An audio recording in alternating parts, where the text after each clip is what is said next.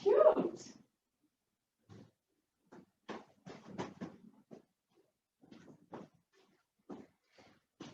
Okay. Do you guys have me on double speaker?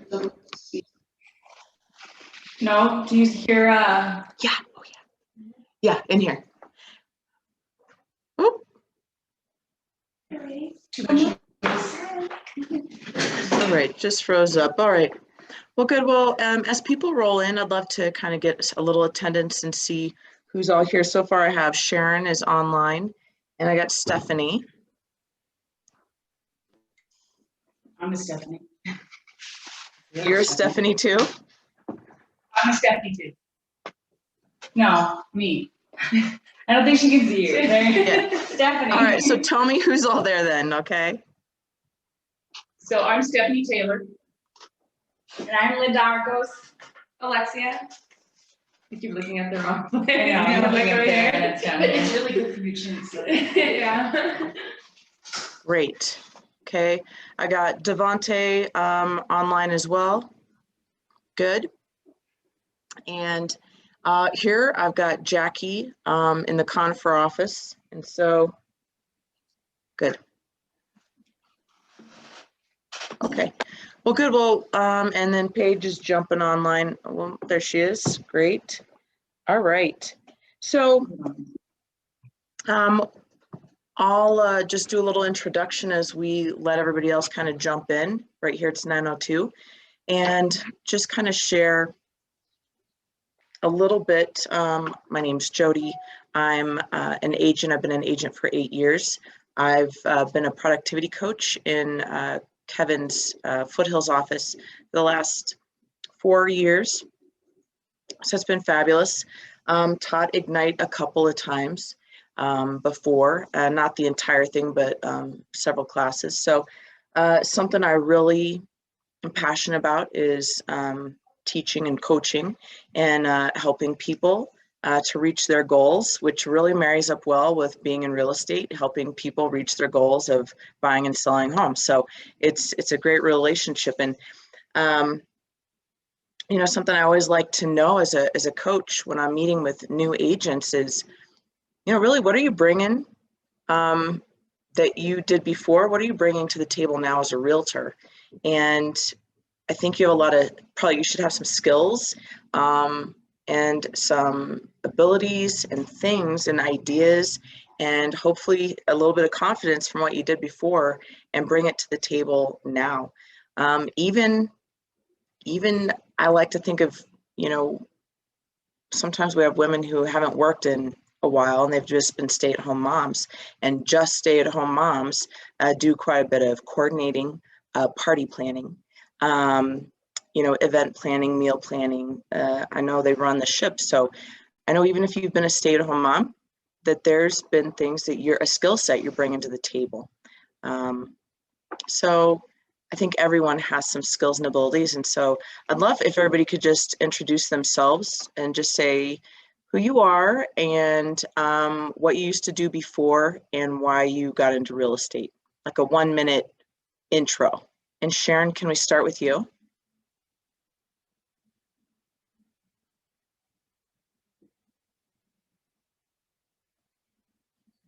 Yep. Okay. Hi, I'm Sharon. I have a background in law and mediation. I've just decided that I want a career change. And I've always been interested in doing real estate. So I think I'm one of those pandemic people that decided to, you know, kind of do what I want to do. And so that's what I did. And tell me again, I couldn't quite hear what you said. What was your past career? I was an attorney and a mediator.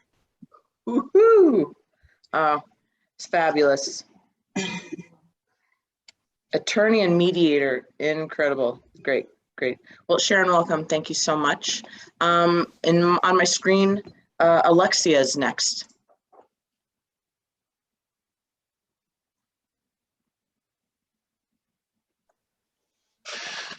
name's Alexia. I did property management. I still do property management now.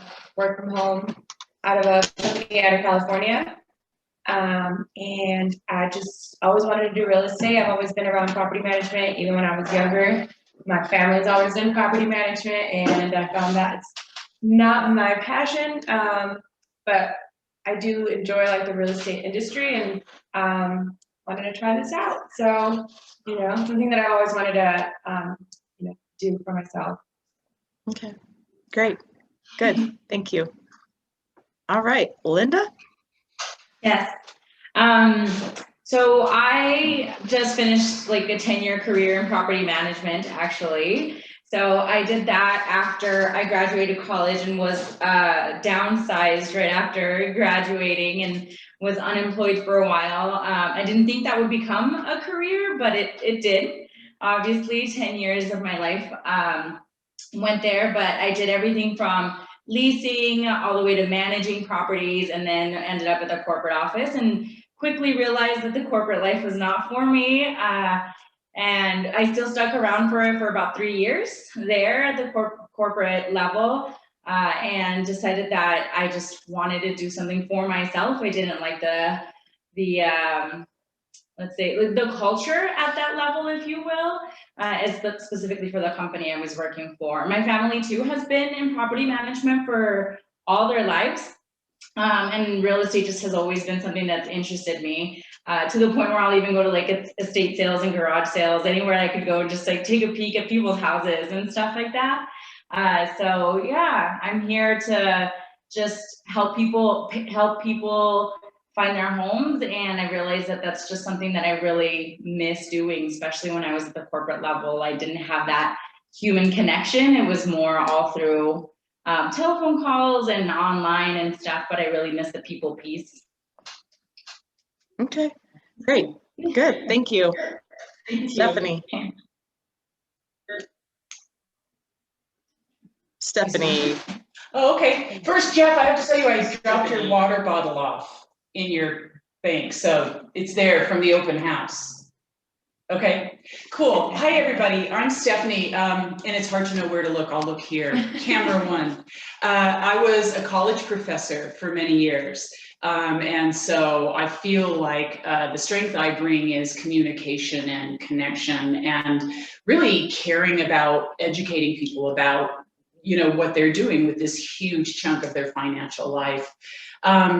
So there's that. I moved back to Colorado 4 years ago, and in that time was really just working anything I could, trying to get into educational nonprofit, and watching a lot of TV, either murder mysteries or home renovation shows. So my choice of career could have been murderer, but I decided instead on real estate agent. And so I'm pursuing this, and I'm excited about it. Good, great, interesting, good. All right, Paige, you're up. Hi guys, my name is Paige Bringhurst. My background is in aviation technology. I worked as a dispatcher. I've only been in Colorado for a couple of years. Kind of new to the area, but really excited to start this new career, and the feedback I'm getting from everyone in the Foothills offices that are already agents. I've just, I love the passion behind it, I should say, or just everyone's, when they say like, I'm helping people buy their dream, they really mean that, right? And so I'm excited to be a part of this new thing, and I'm really glad I signed up with KW. I feel like this is the way to go, but I'm happy to be here. Happy to meet you all. Excited to learn some stuff today. Thanks, Paige. Jeff. I was in marketing and advertising for 30 years, and about half of that was actually in high-end luxury real estate.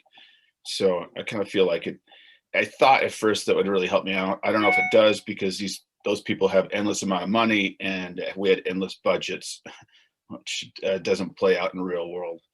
And just had a life event happen, and now I'm trying something different. So this is it. Good. Well, welcome. Good. Salvador.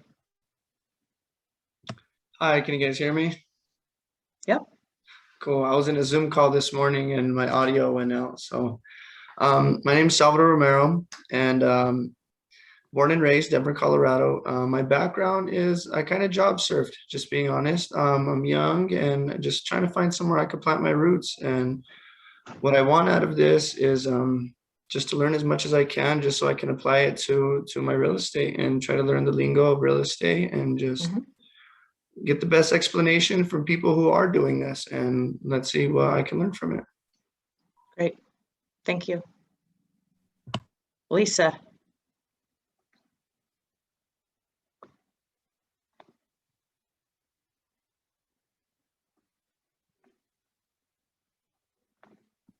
There we go. Hi, I've been in real estate for a while and I got into property management and I'm just getting back to business and excited to be like a new agent. Just get back at it. Great. Thanks. All right, Devontae, you're the last one. Oh, no, I got one more. Okay, well, my name's Devontae. I'll put the camera on real quick so y'all can see me. So just a little bit about me. I'm 21 and don't really have a previous career, I'd say. I've had a bunch of different jobs. I was a leasing consultant for a while. And when I got my current job at Lifetime Fitness, I met a guy that was in real estate and he recommended his school to me. And that's kind of how I started pursuing real estate. But really, I'm in here just to achieve financial stability and really make my own schedule, be my own boss and stuff like that. So. Good. Love it. Love it. Good. I love that we're going to have all these different perspectives and we're hitting a bunch of different things. And so I got one more in here. I got Jackie. She's at the end. Hey guys. I've already gotten to know you already from our little chat rooms. I'm Jackie. My previous profession was an educator. So this is my, I guess my senior career now. I love the whole real estate process. I've kind of gone through it quite a few times with traveling around the country and living in different states, from Louisiana to Chicago to Florida to Maryland to whatever. So we've bebopped around a lot, and I enjoyed the whole process of buying and selling and staging and preparing for the whole process. And our realtor here in Colorado helped us so much. Being out of state, it's very difficult buying a home, that I felt like maybe I could pass that on to someone else as well. And the education piece always intrigues me. I always like to learn new things and pass that on to others. And actually have an appraisal license in the back of my mind too. So we'll see where that goes. So I guess one thing at a time. And I look forward to, chatting with some different folks today than yesterday, just to get to know you. And until then. Good. Thank you. That was a little bit more than I had known already. So it's really good. It's really good to know where you're coming from and know that you actually chose to leave where you were at to do this and to see opportunities and potential for yourselves. And as you move forward, midlife or being 21, like Devontae, is we're really opening ourselves up to something new. And sometimes our confidence is lacking. And when's the last time our confidence was lacking in a career that we had where we were a professor or an attorney or, someone who has advanced knowledge in something for years, and then to go around and kind of change that. And so just for this session, because we're talking about goal setting, it's important to just have an open mind. But I know you're all dreaming forward of, what could be for me? What does my future hold? And can I have something different where I'm not living by someone else's schedule? So let's jump into today's spark. And I'm going to share my screen. So feel free to give me a shout out if you can't see something or something looks weird or it doesn't look right and I'm just rambling on. Great. Good. So we are on 5, and I believe it's set goals that matter. Good? Okay.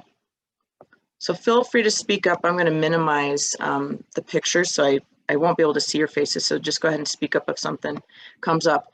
So just, you can all read. So we'll go on to the next one. You don't need that. Really, our whole focus, this whole entire Ignite, is growing your business, running a business, right? You've seen this slide, you've seen this slide too. And so our focus today is always on lead gen for buyers and sellers, setting goals, and talking about attending training and getting coaching. You know, because I'd have to ask, why did you join Keller Williams? I assume it's because of the training that you're going to get. And so why not learn from others? Learn from others' mistakes. I'm going to share a lot of mistakes, but I'm not going to share mistakes. I'm not going to story tell today. I'm going to try not to. So when we're doing some goal setting, we're talking about, you know, setting up meaningful goals that really are important to you. And it's going to be fun today. We're going to focus on, you know, where you really want to go. And some of you might be saying to yourselves, I'm not really sure where I'm going. Like, I really don't know what this really looks like. You know, maybe you don't have a clear view of the future. And maybe some of you do. You're like, I got it dialed in. I know exactly what I'm doing. So we're going to explore that a little bit.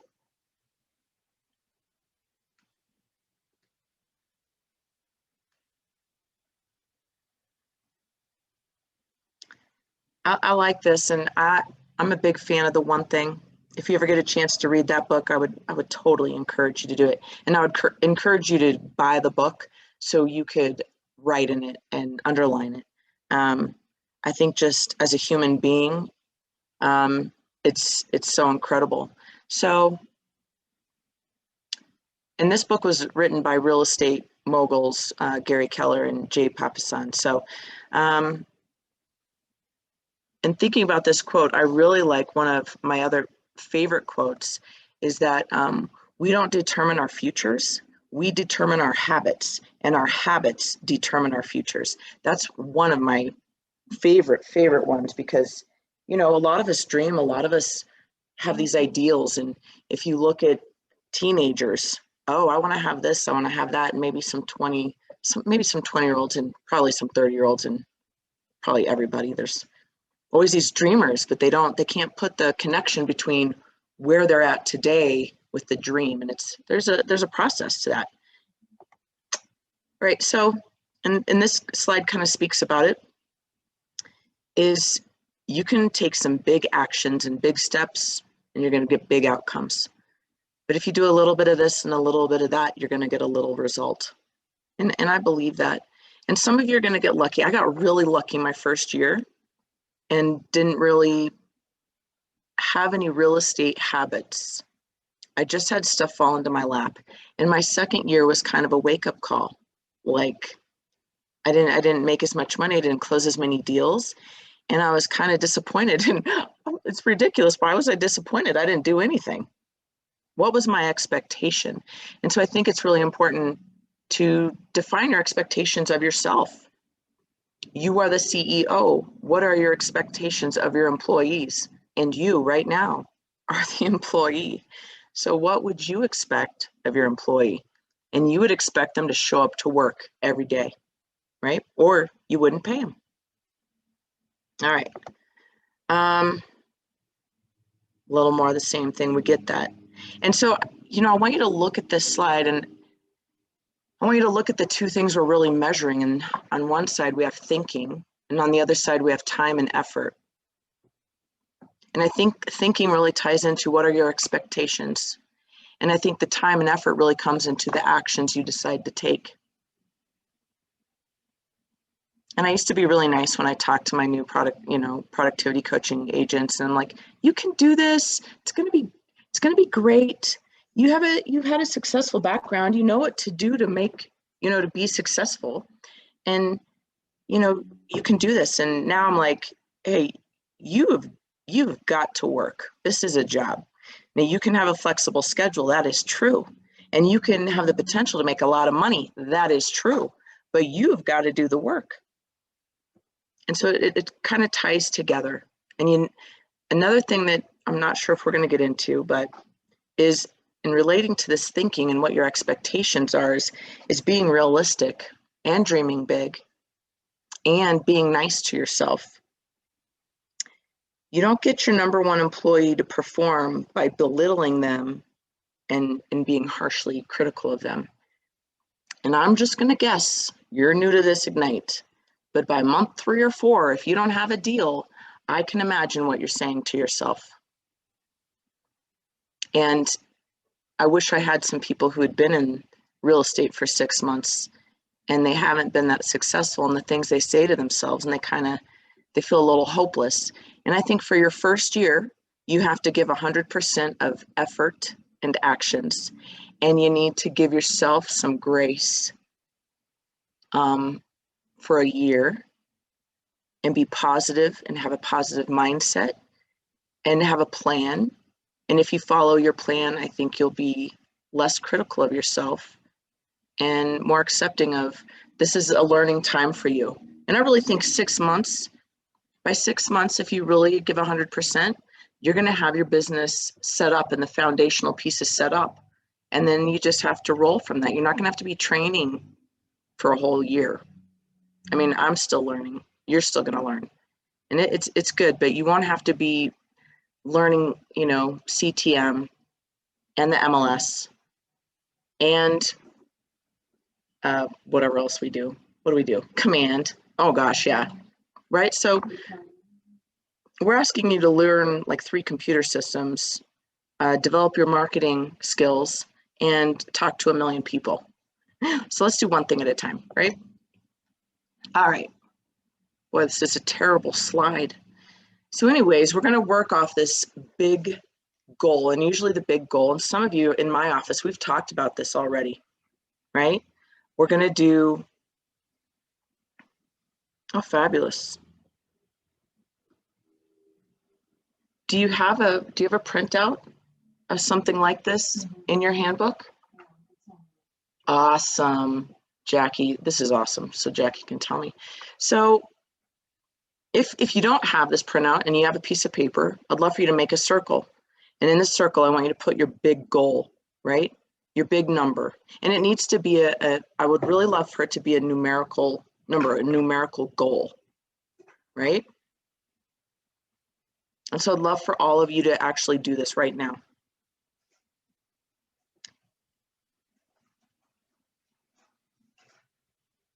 And then as you can see with this example, you're going to draw 5 lines, 5 spider legs off of your circle in the middle. And I want you to tell me, what does that number in the middle mean to you, and what is that going to do for you and your family?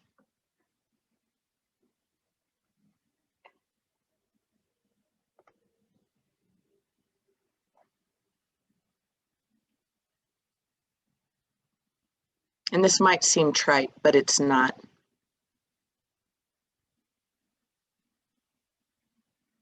There's some mental work you have to do in real estate to really keep you tied to your goals and keep your actions tied to your goals. You never want to forget what the big goal is, the big prize.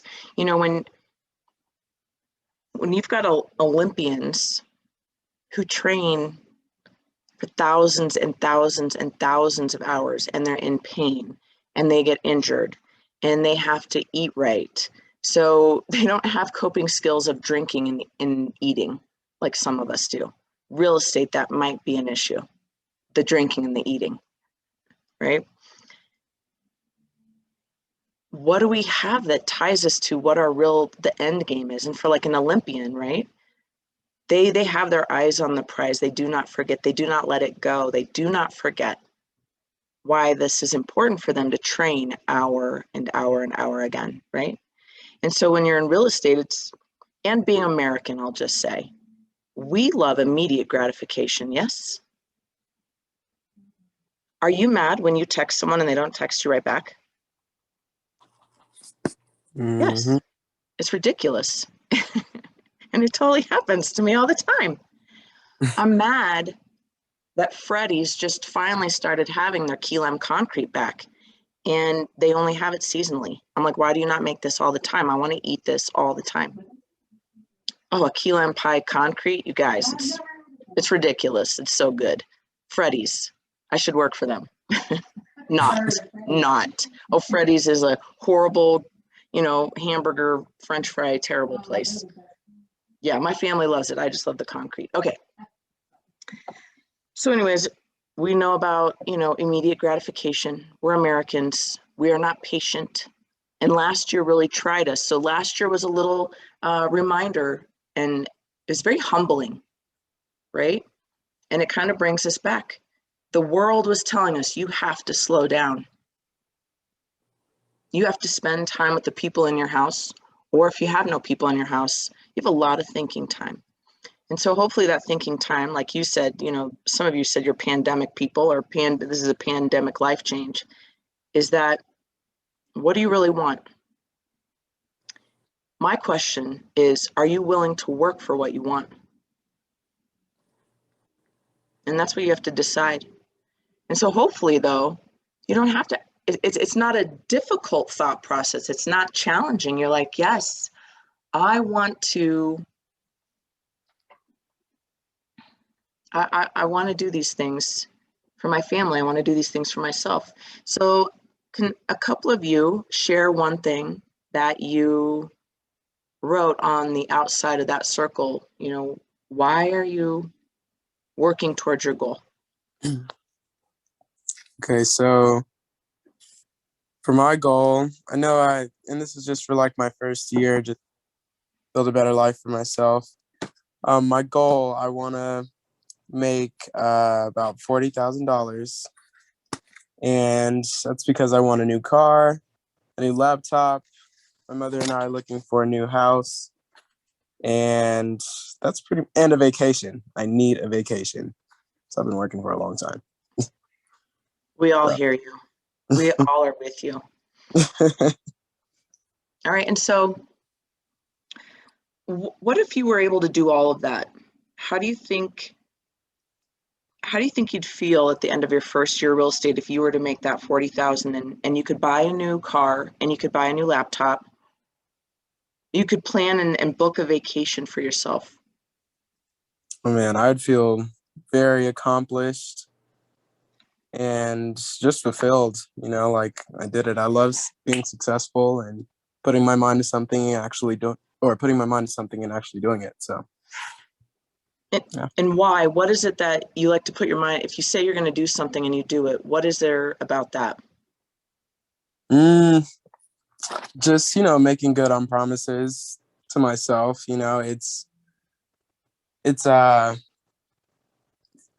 I don't know. I just really like being in control of what goes on in my life, and being able to apply myself and control the outcome based on how much work I put in. It's very rewarding and my things. Mm-hmm. I love that. And from that, you guys, in real estate, I want you to know that a lot of our phone calls don't pay us every time we make a phone call to somebody. Every time we have a conversation with someone, we don't get paid for that, right? Mm-hmm. And so I want us to not have that expectation.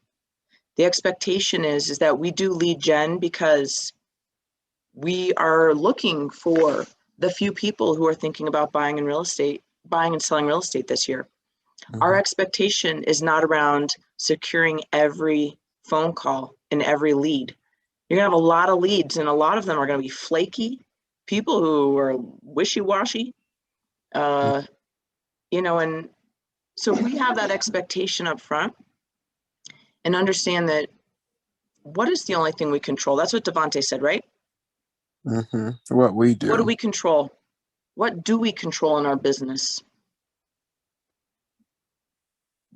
How much we put into it, what we can do for it.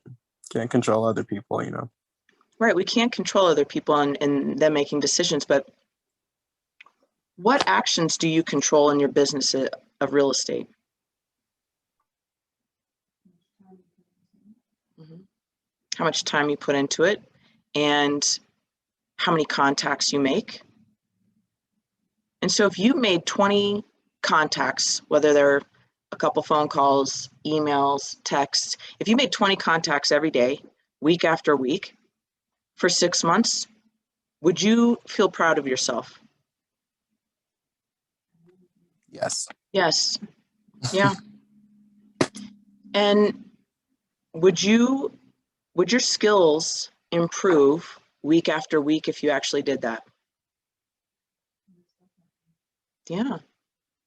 And so I'm reading this book right now, and they're talking about, a lot of people visualize their goals and their dreams. And they see themselves standing on a podium. They see themselves being rich. They see themselves going on vacations. And what they really could focus on, and part of that visualization, is seeing themselves successful in the steps that it takes to get there. Seeing themselves on the phone, seeing themselves showing properties, seeing themselves at a closing, seeing themselves handling a challenging conversation on the phone with your own client, going over a contract and feeling confident about it. We need to visualize all of those pieces and not only practice them, because sometimes we could practice and we could practice poorly. If I go out and practice, for soccer every day for 5 days a week, but I'm doing things wrong and I'm not practicing in a way that's going to improve. Let's take golf, because that's a hot mess and you could easily screw that up every day. Right? Like, we have to practice good. We have to have good instruction. We have to be practicing the right thing to have ourselves improve. Because just because we show up to work every day, we still have to take those actions. We still have to educate ourselves. I still educate myself after 8 years. I still am reading books. I'm still listening to other people. And I'm like, dang, that was good. I'm going to start saying whatever that guy just said. That was fantastic. And when I work with other agents and they're fantastic, I'm like, I really admire that person in the way they said this and the way they handled this situation, right? So I want you guys to really anchor down into some foundational pieces. I want you to look at your past careers, and I want you to see the things that you did really well. How are you going to use that skill and bring that forward? How is that going to work into your real estate career? And I want you to really add that piece. And so it doesn't directly tie to how much money you're going to make, but that skill is going to add value to you as a real estate agent and as a business owner. All right. Anybody else come up with something that they didn't know they were going to write down on their little spider web of your big life of goals? Anybody got something else that kind of shocked them when they thought about it and they wrote it down?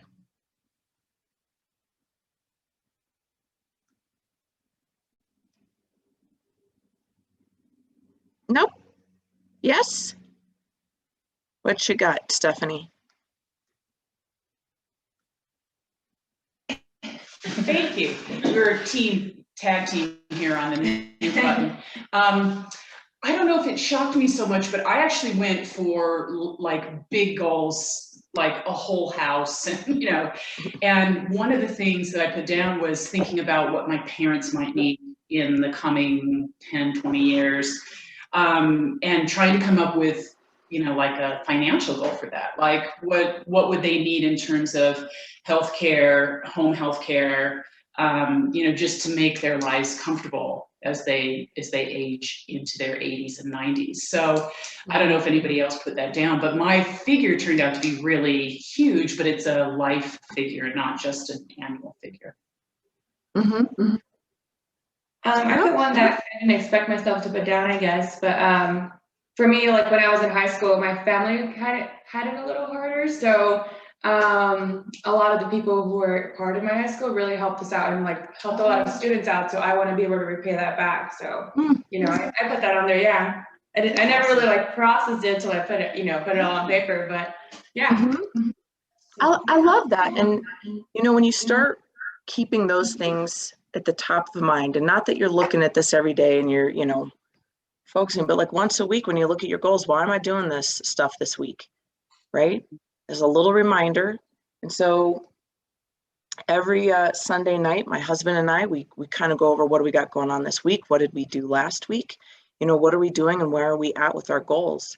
Because we really, the goals we set were tied to things that really mattered to us. And so if you have that connection, then you're more likely to push forward on some of the things that might make you feel nervous or uncomfortable about doing, right? And so we'll get into that. That's another time. I don't want to go on and on. So I think this is fabulous. I'm glad you guys all came up with something and were able to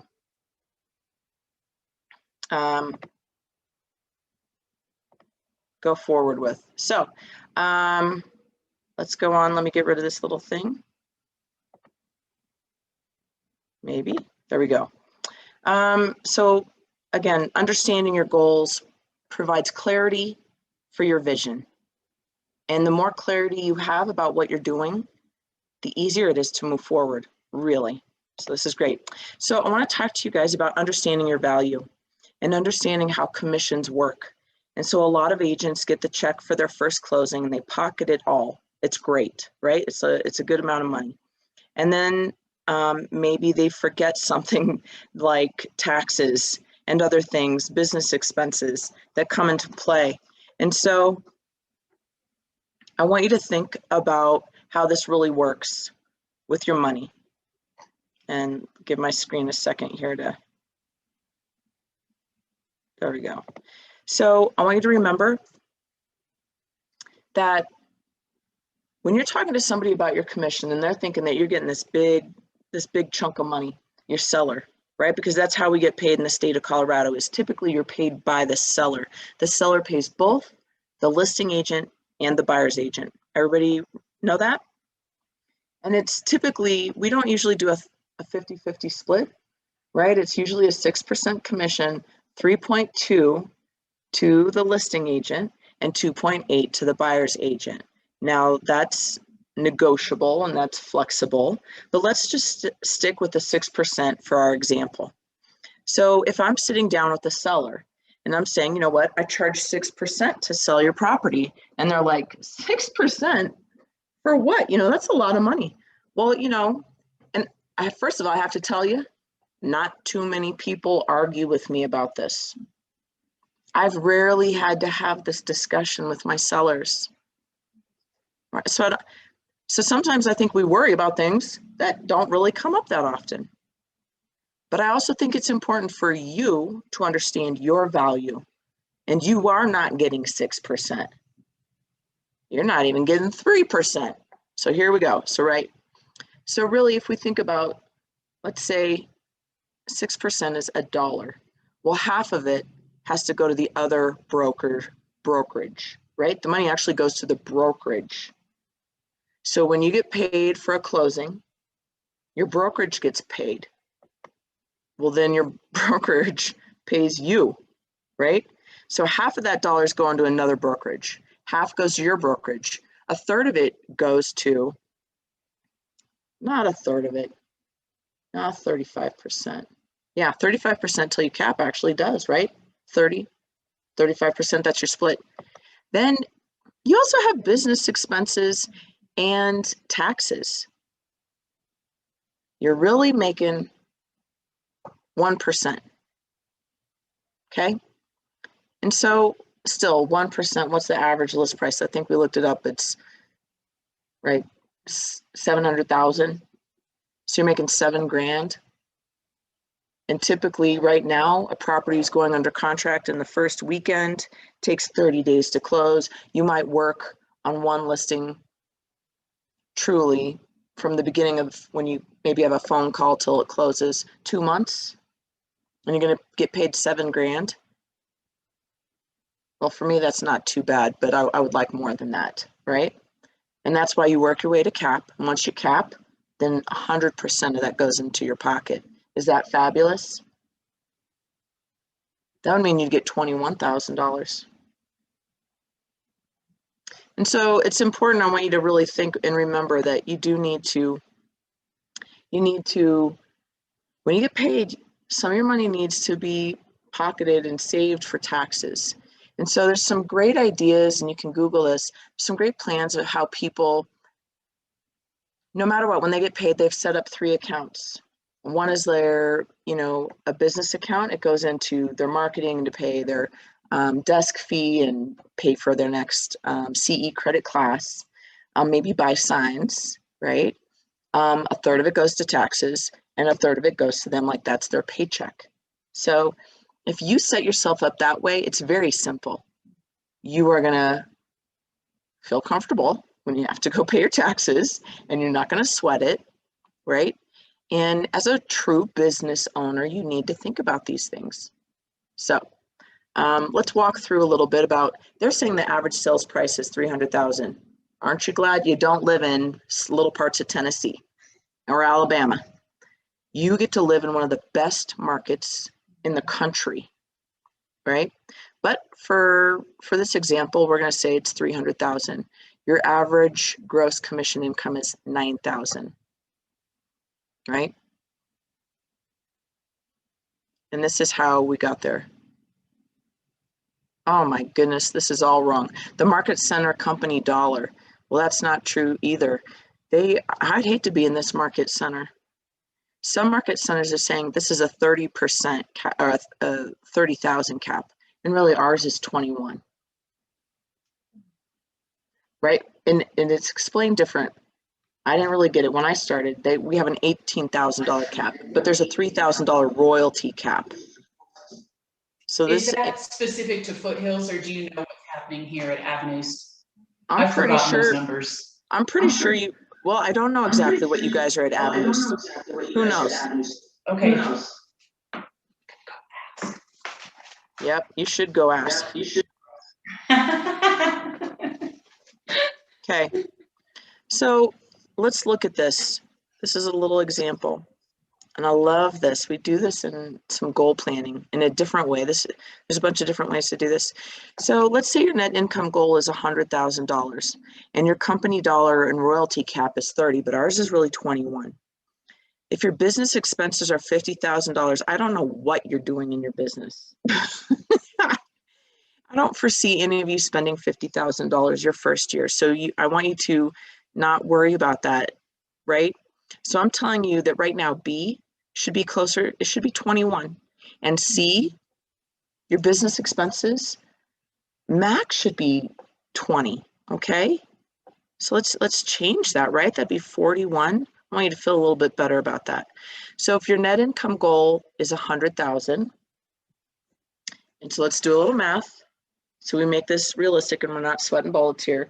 So we got 100,000, then 21 for a cap, and then your business expenses for your first year, that shouldn't be more than 20. That's 141, yes?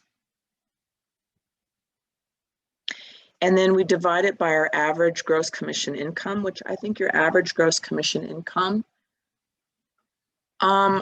I really like $8,000. I think up here when we converted it for new agents for the Foothills, it was 8,333. It's a little anal, but I kind of like that. Sorry. So I would take $141,000, which is line D, if we're being realistic. And then we're going to divide it by the 8,333. It gives you 16.9. And so your annual transaction goal means you need to close 17 properties.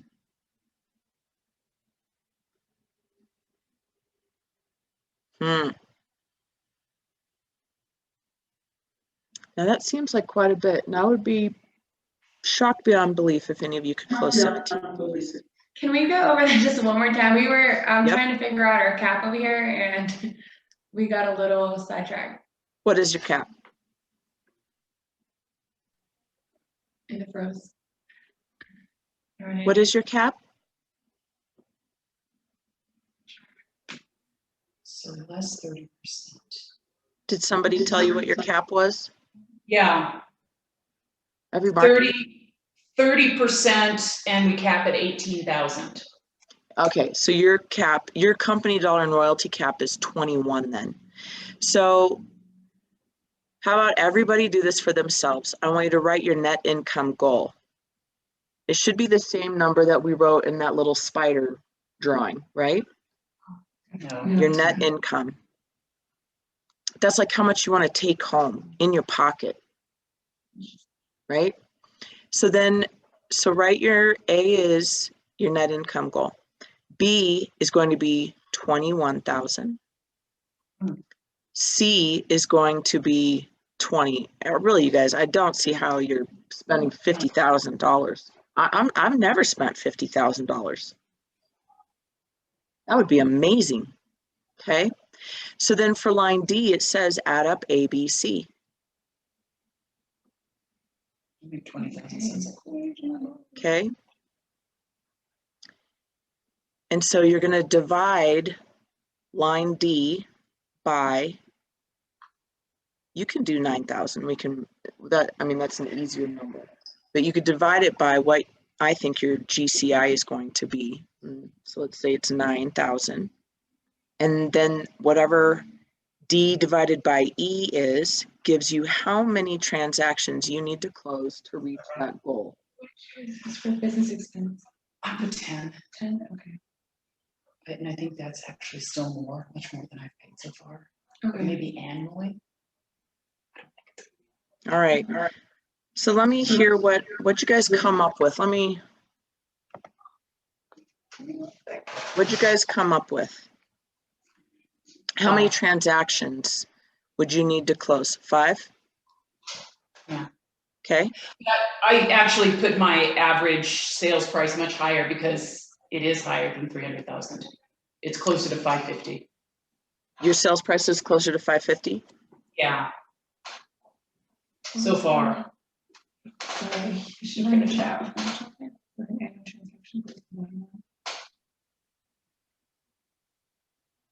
Ooh.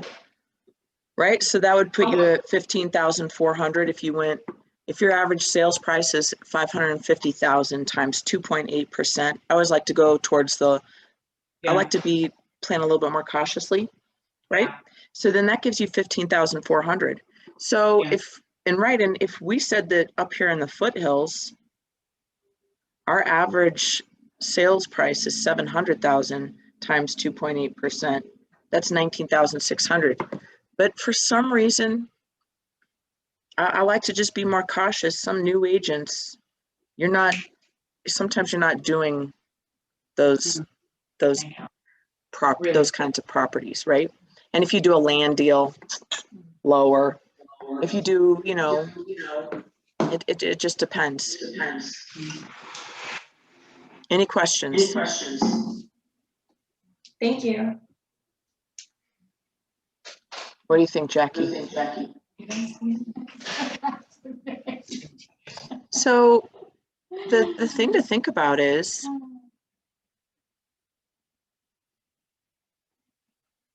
take that number that you came up with for your annual transaction goal and divide that by 12. What does that give you now? What do you got, Jackie? 2.5. She has big goals over here. Big. She is rolling. Right? Mm-hmm. And then be pleasantly surprised. Yes.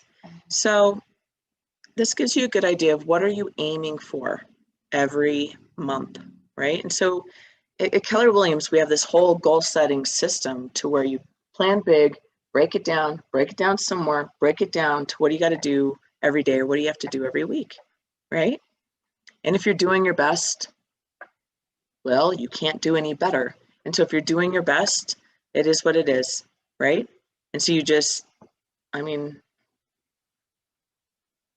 every week I'm like, okay, and then maybe I can do better next week. And then when I have a good week, I'm like, hey, that was good. I'll take it. And then the next week, who knows what happens? And then I just try to do better. And in real estate and in a lot of things, they don't like the word try. But you know what? You're trying, you're thinking, you have to take action, and you just try to do better than you did last week. So if you contacted 12 people last week, can you do better this week? Can you do better the week after that? If you're not getting the results you like, are you willing to do more? And if your employee says no, then you should talk to your CEO and figure it out. You got it right? It's got to all come together. Got to be on the same page. All right. Was everybody able to figure that out for themselves? Okay, let's move on. It's okay. All righty.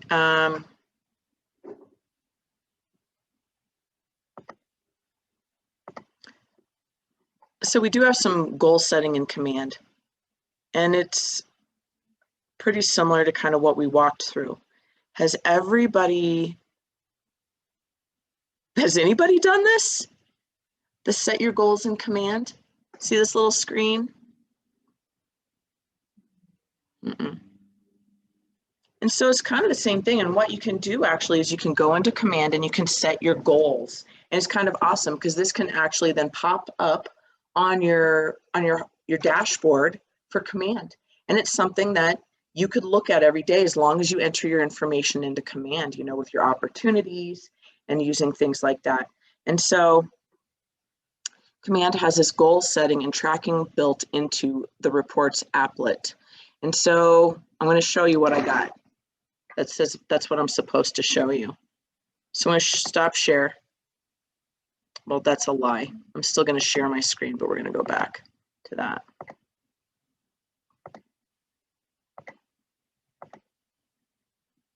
Right? So you log into Command. And here's your dashboard for Command. And you can see down here, my goal setting tool. Guess who doesn't use Command? Me. I do use Command, but I'm not filling out this goal tracker. So you can see that. Can everybody see that? Can you tell me yes or no?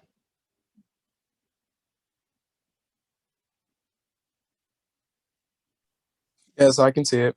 Thank you. All right. So you can customize your dashboard first of all. And I like to put up tasks, and guess what? I have no tasks. I'm doing a great job. You can see your leads, and so you can customize it with different things. So if you wanted to go in and set your goals, you can look at, once you set them up, oh my gosh, it's terrible. I can see, and I'm not sure how this breakdown came to be. It says I have to close 32 units. That would be a lot of work for me. So give me 1 second as I, oh goodness sakes. Give me 1 second. Can you guys open up your screens? Those that have your computer, can you open up your screen to your Command page? Good.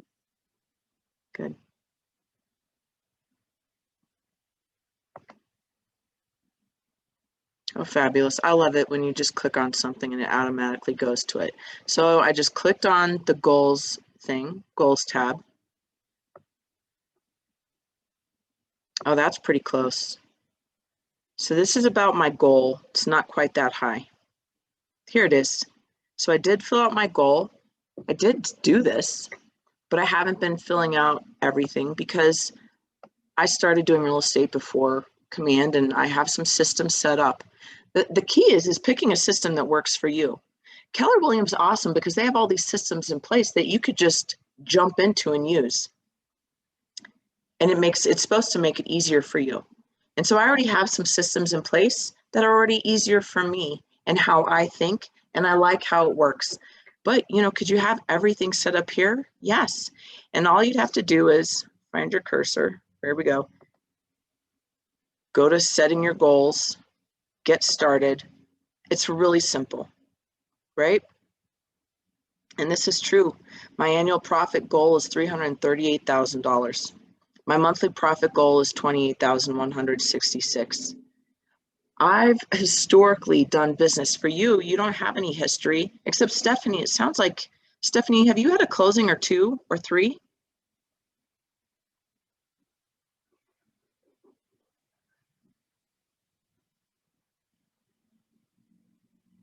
Are you out there, Stephanie?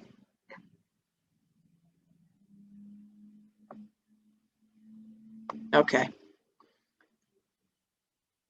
There I'm we here, go. Jody. I've never seen this. It's so interesting. I've never scrolled down on that front page of command. I've always seen like the tasks I needed to do and then gone to the icons on the left. So this is great. Yep.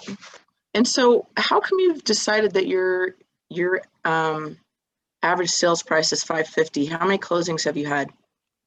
I have one on Monday and another one that is about to go into contract at about that. When did you budget. get licensed? February. Okay, good. Right, so she's basing her history, you know, on what her average list price is on her experiences. For some of you, you're like, I don't have any history. You're just gonna go from what the average sales price is in the primary markets that you're working, but go a little bit lower than that. And that would be more realistic for you. And it sets you up because, you know, if you said your average sales price was $500,000 and you ended up closing the majority of your properties over that, well, you're going to make more money than you thought sooner. And that's going to be a good thing, right? Yeah. So you want to put in, you just plug and play and say what year you setting your goals for, right there on the right side. What's your goal? You guys are going to put that big number that we put in the middle of your spider drawing. And then my expenses, my cost of sales. So even right now, you guys, this is my 8th year I'm having, I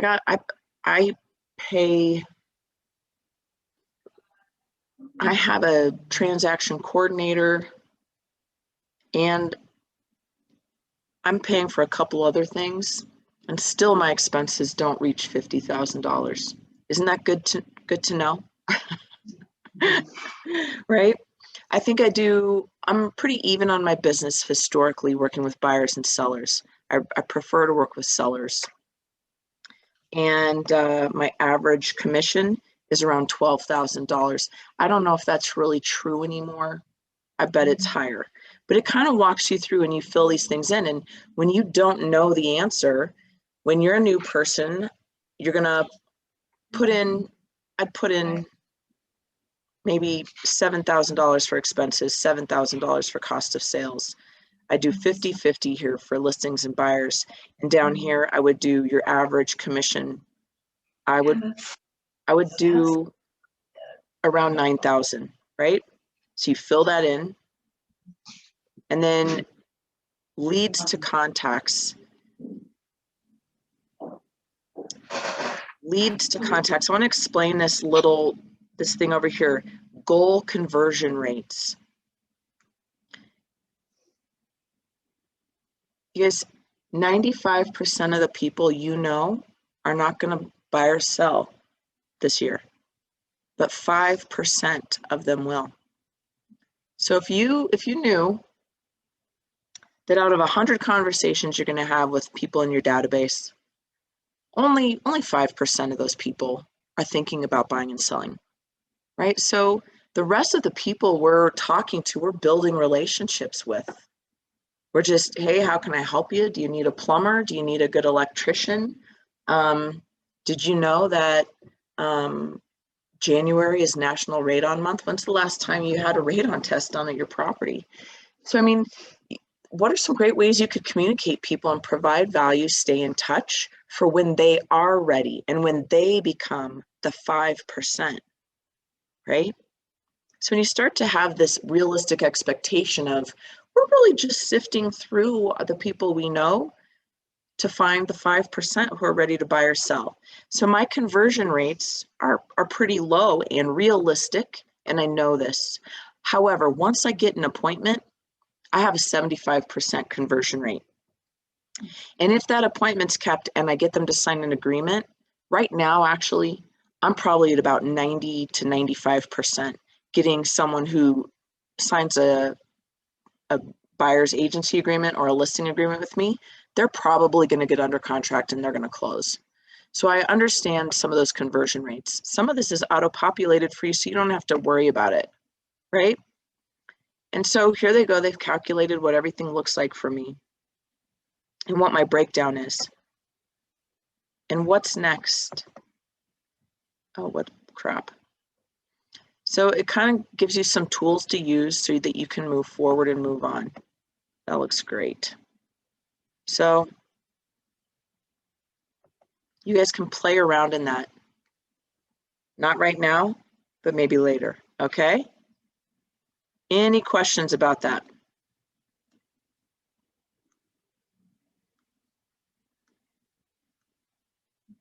Okay, I'm gonna take that as a no.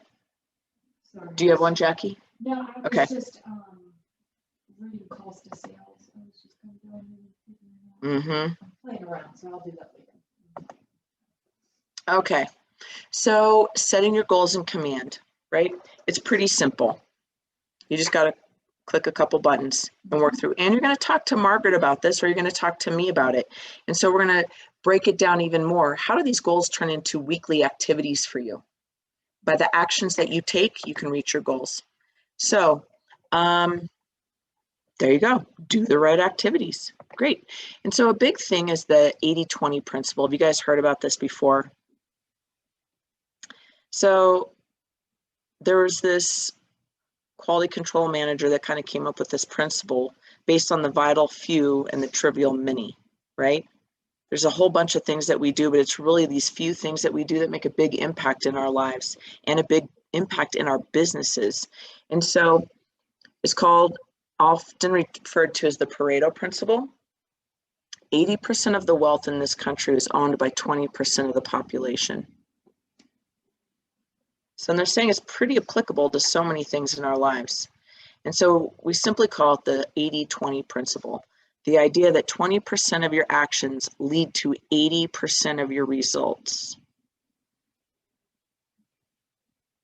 So what if it's 20% of your actions lead to 80% of your income?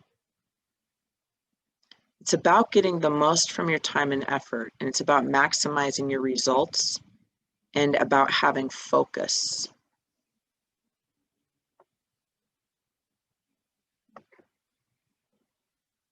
So let me ask you this. Is there an order in which you do things if you make a peanut butter and jelly sandwich? Yes. Is there an order in which you get ready in the morning? Definitely. And do you have to think about these things much anymore? No. As an adult? No. It's not until you add something new to your peanut butter and jelly sandwich. I don't know what that would ever be.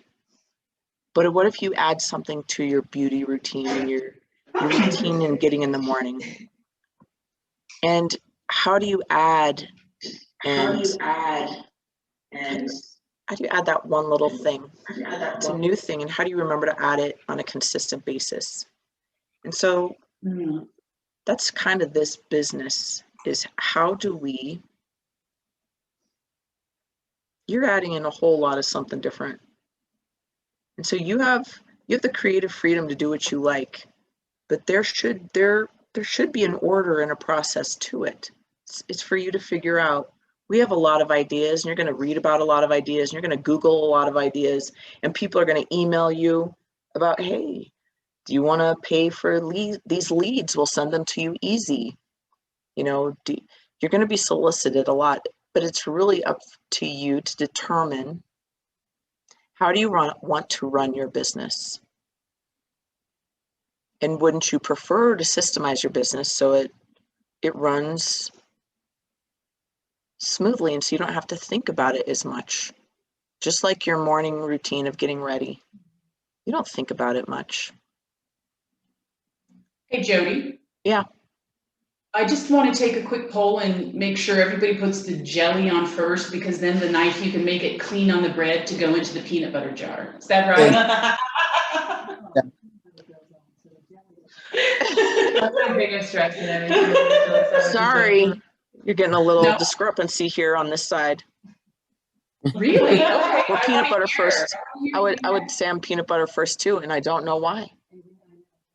That is a weird thing. I've never thought about that. You don't mind getting peanut butter in your jelly then? Yeah. Or do you use two knives and do two knives, like wash two knives? Two knives. Does anybody do two knives? I'm sorry, I'm a mother. The fewer dishes I have to wash, honestly. And if my kid doesn't lick that peanut butter off of that knife, if that knife goes into that sink dirty, I swear I'll kill someone. Okay, anyways. So I'm also reading this other book that really talks about, wouldn't it be great if we were going to learn something new, that we look at people who already do a good job at whatever it is they do. They have either great customer service, they're successful, they look happy, and being happy is important to us. They have their own business and we admire that. They make six figures and we admire that. Why would we not just copy those people? And surely those people probably have systems in place. And so it's, what systems are they utilizing? How frequently are they utilizing them? And when you look back at your past careers, you guys, you did this too. You had systems and you had scripts. We just don't call them scripts in the other jobs we had, but they're scripts. And scripts are excellent because they're guided conversations. Even the 16-year-old at the drive-thru at Dairy Queen is told a script, and if they follow the script, they might get an extra order, right? And you've heard it before. Will you supersize? Do you want to supersize that? Would you like anything else? Would you like anything else with your order? Right? That's what they're told, and they're 16 years old, and all they have to do is repeat that. They have to hold down the intercom button and repeat it. That's it. That's the process. Some of them, I bet, forget that too, right? And so if a 16-year-old can learn some basic successful business scripts, so can we. And you guys probably already have a good idea of what some of those are. You are consumers as well. So if we can just sit back and look at some other successful franchises, look at some other successful businesses and other people that we think are successful in whatever it is they do, how can we apply that to our newfound business? And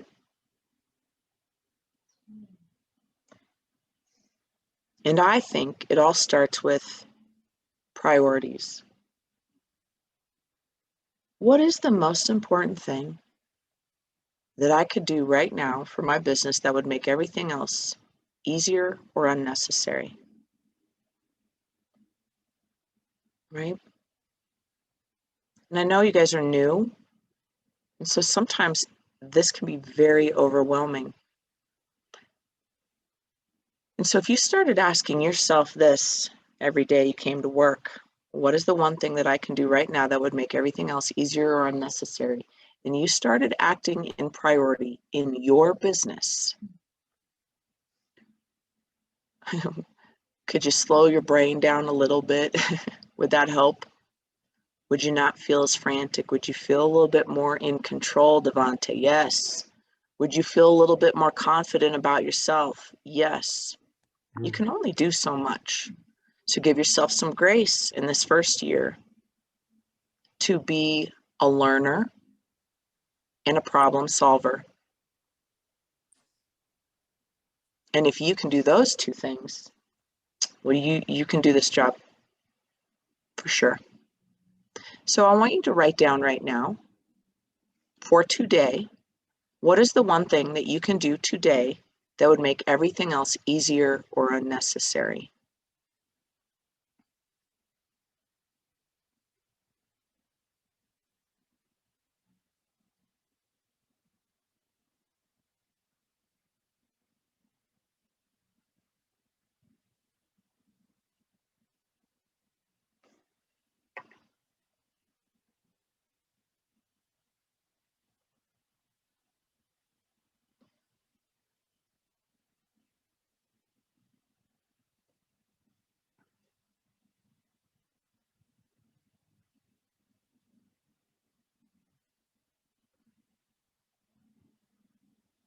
asking yourself this question is really a great question to help you identify what's the 20% that's most important to you. Sure, you got to order a business card, and sure, you got to do this and that. But there's a lot of things that are just to-dos that are not that important.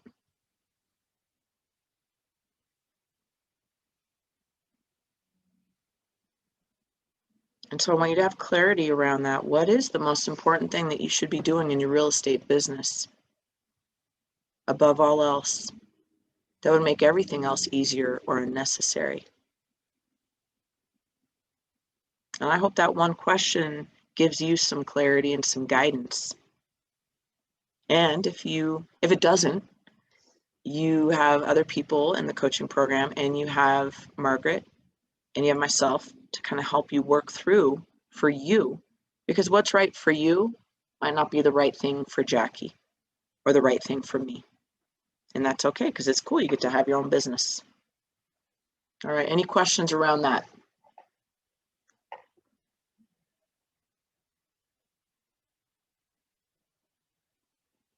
All right. So what successful agents do every day? Every day they grow their business and they run their business. And so maybe not every day, right? But these are the things that are most important for us in growing our business and building something, right, to reach those goals. And so we lead generate for buyers and sellers. I got to tell you, I do this every day. I might not be methodical about it, but man, if I go to the grocery store, if I'm going to my kid's soccer practice and I'm talking to people, obviously, if I'm going to do my own open house or going to a listing appointment, I'm being very focused about what do I need to be talking about today? What kind of questions do I need to be asking, right? These are the 20% of the things that I need to do. And so here, the next slide is one of my favorite things ever. I look at this every Sunday. It's called a 411 action plan. And it really provides clarification on what's the most important things that you need to do to reach your goals. Has everyone seen this piece of paper before? Or something that looks like it? Awesome. I mean, I would really advise that you print this out for every month. I have a day planner, a Keller Williams day planner that I love. I love it. I really do. And I didn't think they were going to make it for this year, and I thought I was going to freak out. Obviously, you can tell I'm really drama. So at the beginning of every month is a 411. And at the very beginning of my day planner is the GPS, the big action planning, my one-page business plan. And so you're supposed to take that one-page business plan and break it down into the 411. And so every month I know exactly what I'm supposed to do to reach my goal of having a gross commission income of $338,000, so I can make $28,000 every month. And it makes me know that I have to close 2 properties every month. And to close 2 properties every month, I need to go on 2 listing appointments a month, and I need to get one of them signed. So I'm very clear about my goals. I don't forget. I can't forget. They're right there. And if I just look every week, then I know. But I don't drill myself on those. I focus more on the activities that you put at the bottom of this little sheet. So at the bottom of the sheet where it says week 1, week 2, week 3, week 4, that's where you actually write out, I'm doing an open house this day. I'm volunteering at the community center for this big event. I'm doing 20 lead gen, touches. I'm going to go to 1 training class. And I'm going to go to a chamber meeting. I always go the 3rd week of the month to the chamber meeting where I try to freaking talk to as many people as possible, right? I don't even set a limit on it. I'm just like, talk to as many people as possible. If I see a new person, I'm going to meet them. And so it's the actions at the bottom of this worksheet that help you reach those goals that are above it. So I'm not killing myself about the goals, but I'm really diligent about what actions I'll take. So,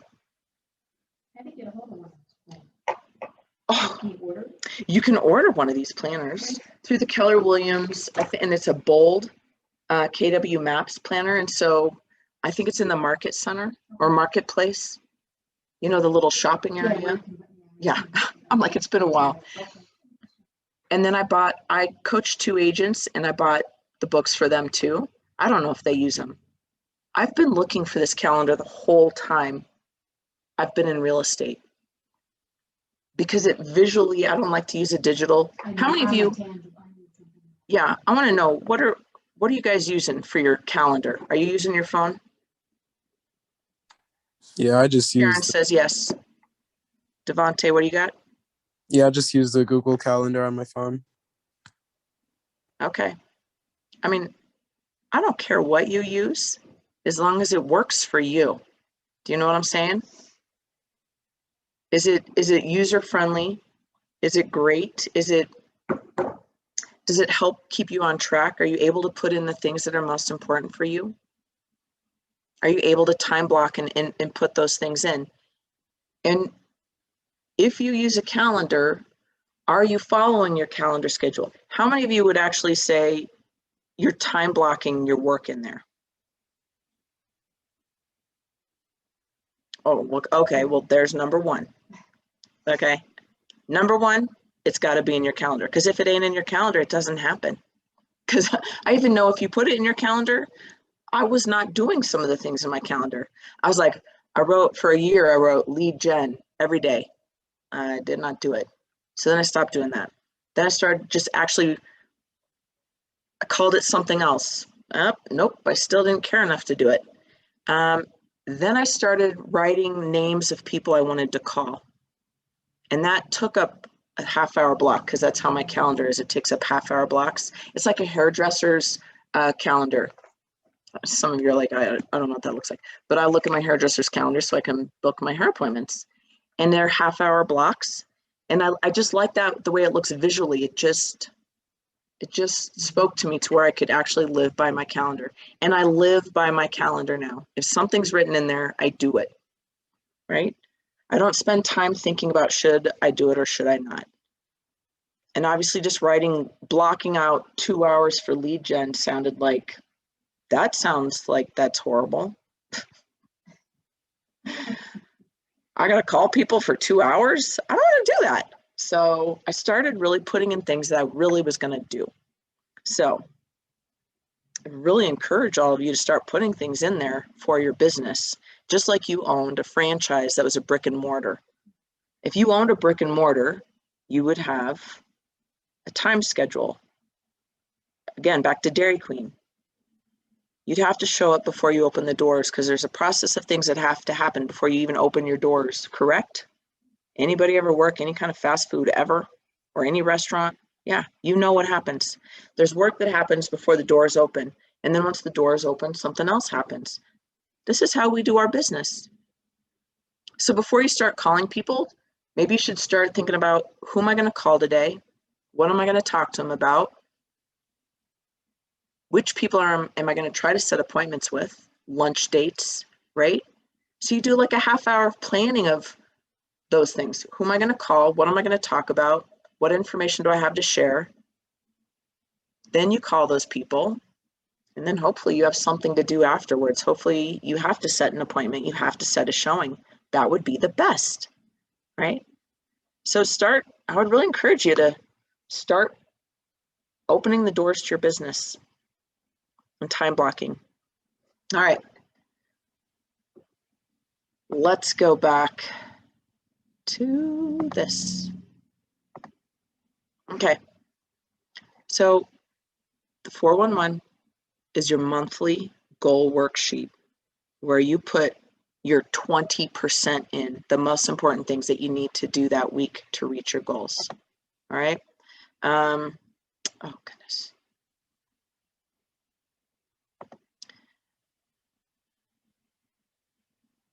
Again, just going right back to the very beginning. Do not lose focus. And one of my favorite bold quotes is, what you focus on expands. I mean, there's nothing more true than that. And you saw that last year. You had some people who were focusing on all the crap that was happening last year, and they were real fun to talk to, weren't they? Yeah, that's why you unfriended them, right? When you reach out to the people that have great attitudes and positive attitudes, and they seem pretty happy or content with whatever happens to them, it's probably because they have a good outlook. You could have that too in your business. I think it's super important to stay positive about your business. So here's a script. When people ask you, well, how's your real estate business going? You are going to say, it's great. You know, real estate is really interesting right now. What have you heard about it? You just put it right back to them. You do not tell them how you honestly feel. This is not a time for honesty.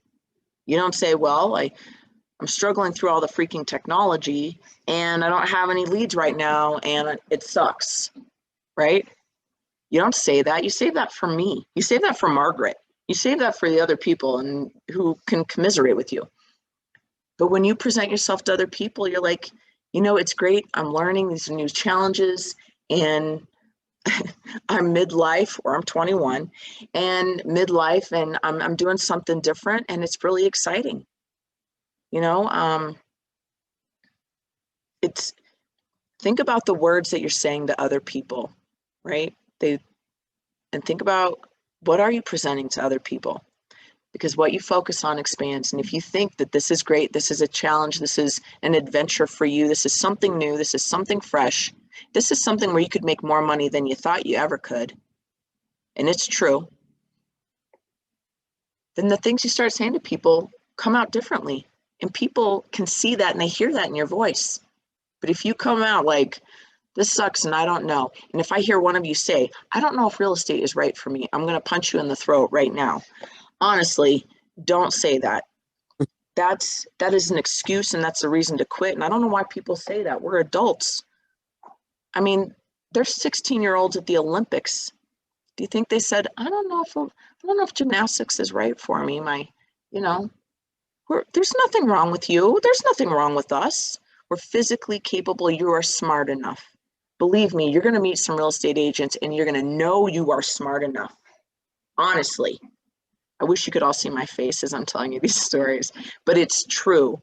You can do this. If you pass the real estate exam, you can do this. You need to give yourself a pep talk sometimes. And if you need one, you can call me and I'll let you have it. Just joking. All right. Accountable people achieve results others can only dream of. This is why I email my people every Monday. Be accountable. Be accountable to yourself. This is your own business. You can do this. You got to get a little jacked up. All right. Any ahas, anything exciting, anything you guys want to share about what we've talked about today?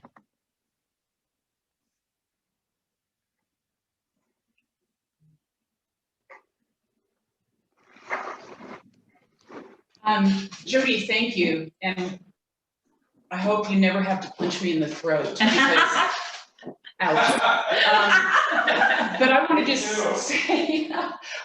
say, I mean, this is like the third or fourth or fifth time I've heard this, and it's always so good for me because every time I get a little closer and it doesn't feel as overwhelming as it did the first 4 times. It's like, okay, I'm smart enough to plan this out and make this happen. And so, I mean, like a lot of people, I think we put hurdles in our way and constantly are telling ourselves we're not doing things. But if you just get over those hurdles and do it, you feel better and you're able to do more. So thank you for that. Thanks.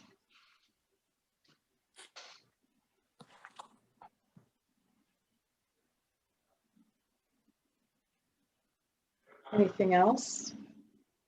Anything else with the goal setting or using some of these goal setting tools on a regular basis? Yeah, I do think that learning how to do that on command is very helpful. So thank you for that.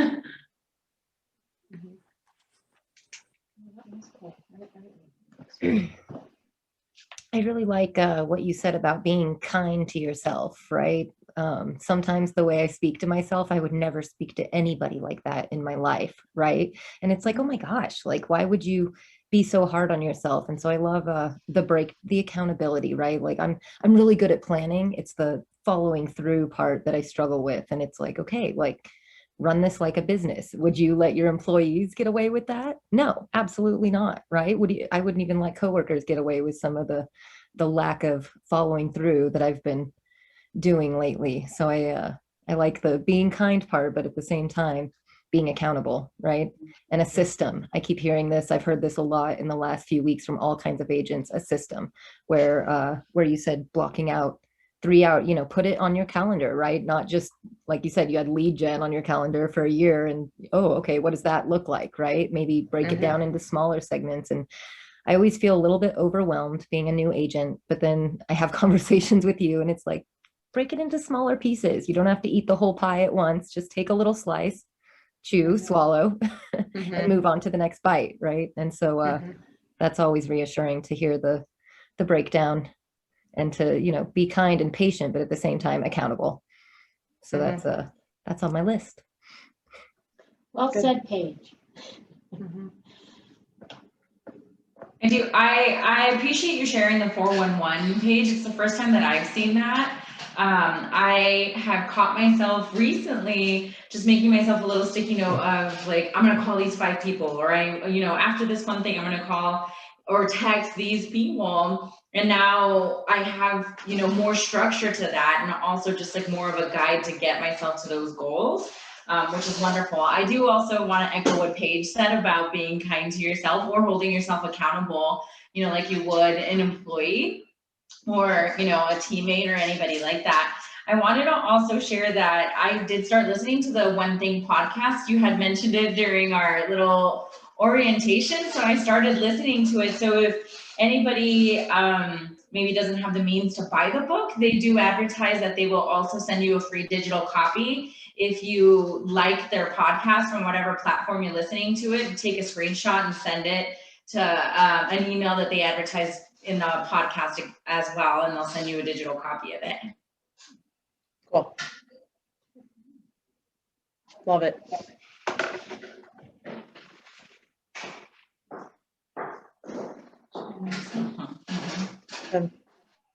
Anybody else? Okay. Well, I just, everything I share with you guys is because when I got started, we didn't have coaching, and we had Ignite. And like, I don't even know why I didn't even do my listing presentation in Ignite. I kind of like just half-assed it. And that's really how I treated my whole business for the first 2 years. And so I feel like I still remember quite a bit of what it was like to be new. And at first I really had no expectations, but then I really did have expectations, but I didn't have the work ethic to follow it up with, which is weird because I feel like I'm a good worker, but I didn't really know what to do. Even though Ignite does spell it out for you, Ignite has not changed that much from when I started. So, and it's really about setting those foundational pieces for your business. You've got to do your listing presentation. You do have to set goals. Otherwise, you don't know where you're going. And so everything I share with you is because it's either happened to me or it's things I've witnessed with new agents in the last 4 years who never really gave real estate a shot. They never even gave it a real chance to be a business for themselves. And they gave themselves the excuse, after not working on it, to say real estate really wasn't for me. And I just think it's a shame to study for that ridiculous test. And you really quit on yourself. That's all it is. It kills me. It kills me when people don't even give themselves a chance. And if we can do this in our business, this is how we help other people reach their goals. right? When we're talking about people with a lot of money or people who don't have that much money and they want to buy their first house, you know, how important is that to them? And to think that you could help somebody with this life-changing event, it's really cool. And so, and like I said, most real estate agents I've met have been great, but I've met a few that are like just knuckleheads or mean. They think they're fighting for their client, and they're just really not that great. And so I think I can do better than that. I can do this job. You know, have you ever seen anybody in any other job and you thought, I can do this job, right? And so you have to keep coming to training. You have to keep listening to podcasts or reading books, things that motivate you to keep going forward, even if you feel discouraged. You have to give 100% for 1 year. And after 1 year, if you think real estate is not for me and you gave it 100%, then okay, no throat punching. But don't sell yourself short, right? This is the goal setting and the dreaming big, you know, little session. And people think, well, how does that really tie into sales and to real estate? Well, it does.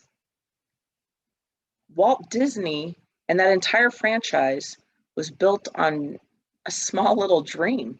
And look how big that turned out to be. And I bet he got a lot of negativity about that. Right? Yeah. And think about it, you know, if you have a big dream, are you really willing to put in the big work for it? It is just real estate. You don't work a full-time job. You don't answer to anybody but yourself, and you can make a lot of money. So if that sounds good to you, then you're in the right spot. So, all right, let's take a 5-minute break so I can get more water, and we'll come back and see what's left. All right.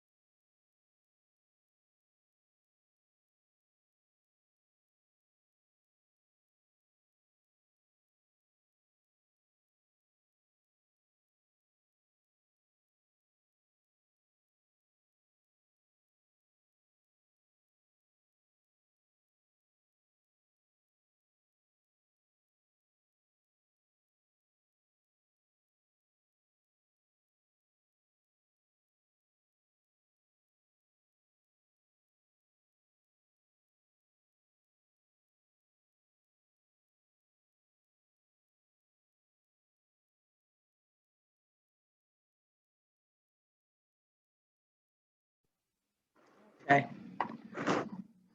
All right. Oh, and Sharon said, oh, maybe she didn't have to go.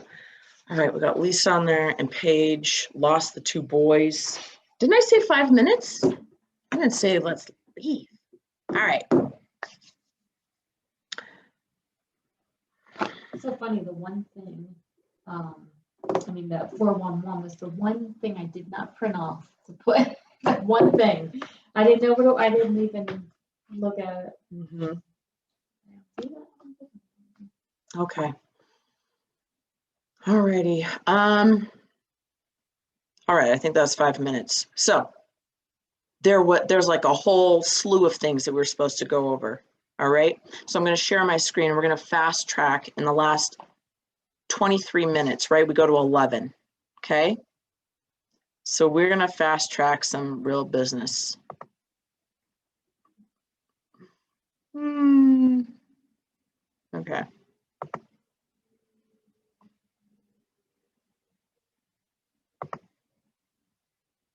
All right.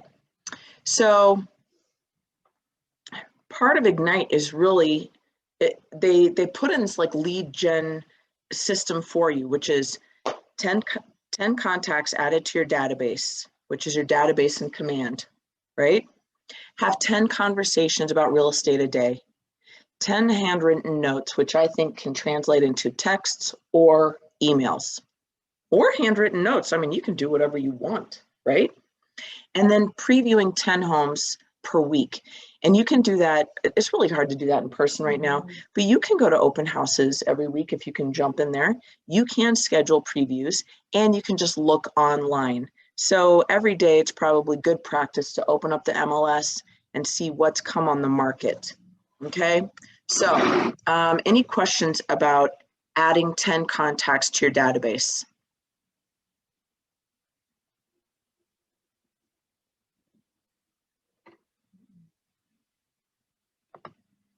No, we're good. Can I get a thumbs up if you can? Oh yeah, I see Jeff nodding. So okay, cool. So super important. Man, if somebody would have told me this when I was new, it would have been awesome. Add 10 contacts to the database.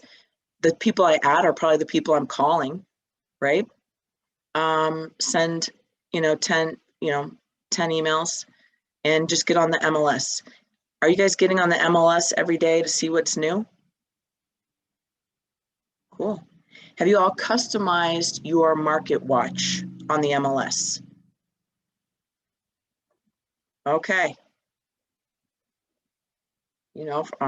Here's something you should do today on your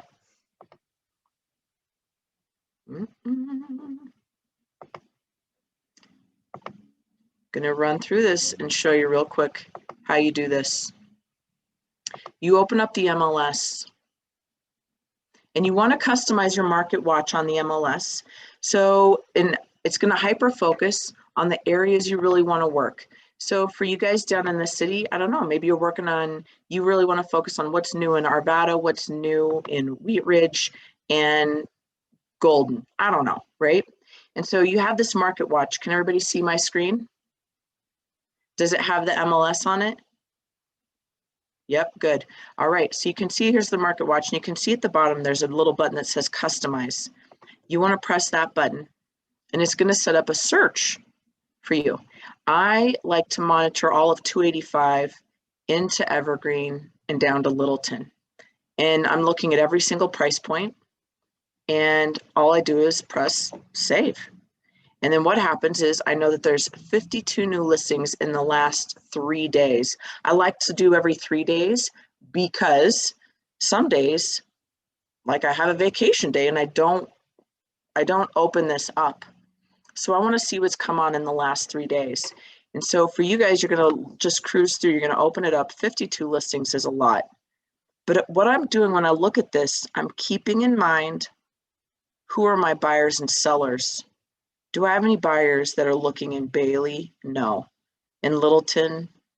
No. At this price point in Littleton, I wish, right? And so then I might open it up and take a quick look at it.